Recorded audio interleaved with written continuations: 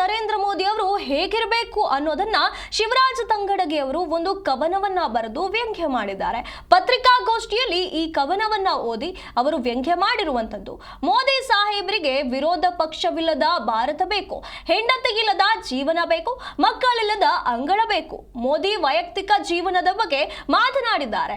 ಪ್ರಶ್ನೆಗಳಿಲ್ಲದ ಸಂಸತ್ ಬೇಕು, ಪ್ರಶ್ನೆಯನ್ನೇ ಕೇಳಬಾರದು ಅಂತ ಹೇಳಿ ಲೇವಡಿ ಮಾಡಿದ್ದಾರೆ. ಸಾಹೇಬರಿಗೆ ನಾನು ಹೇಳಿದ್ದೀನಿ, ನೀವು ಬಂದಿರಿ ಕೇಳ್ರಿ.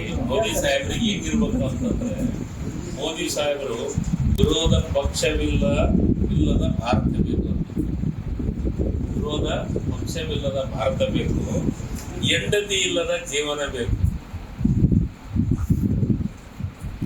ಮಕ್ಕಳಿಲ್ಲದ ಅಂಗಳ ಬೇಕು.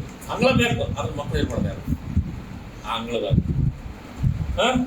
ಪ್ರಶ್ನೆಗಳಿಲ್ಲದ ಸಂಸತ್ ಬೇಕು, ಪ್ರಶ್ನೆ ಕೇಳಬಾರ್ದವ್ರಿಗೆ, ಅಂತ ಸಂಸತ್ ಬೇಕು ಮೋದಿಯವ್ರಿಗೆ. ಸವಾಲುಗಳಿಲ್ಲದ ಮೀಡಿಯಾ ಬೇಕು, ನೀವೇನು ಕ್ವಶನ್ ಕೇಳಬಾರ್ದವ್ರಿಗೆ, ಅಂತ ಮೀಡಿಯಾ ಇರ್ಬೇಕು. ಅದಕ್ಕೆ ಹೇಳಿದ್ದು ಯಾವ್ದೋ ಮನ್ ಕಿ ಬಾತ್. ಅಲ್ಲ, ಇದು ಅವ್ರು ಆಸೆ ಪಡೋದು ಸರ್.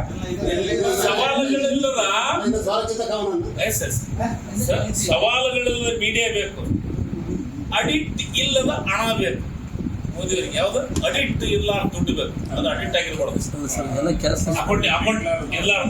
ಅಕೌಂಟ್ ಮಾಡ್ಬಿಟ್ರಿ ಸರ್ ಎಲ್ಲ. ಮತ್ತು ಬುದ್ಧಿ ಇಲ್ಲದ ಭಕ್ತರು ಬೇಕು. ಬುದ್ಧಿದ್ದರಾದ್ರೆ ನಡೆಯಂಗಿಲ್ಲ, ಕ್ವಶನ್ ಮಾಡ್ತಾರೆ ಬುದ್ಧಿದ್ದರಾದ್ರೆ. ಬುದ್ಧಿ ಇಲ್ಲದ ಭಕ್ತರು. ಇದು ಮೋದಿಯವರ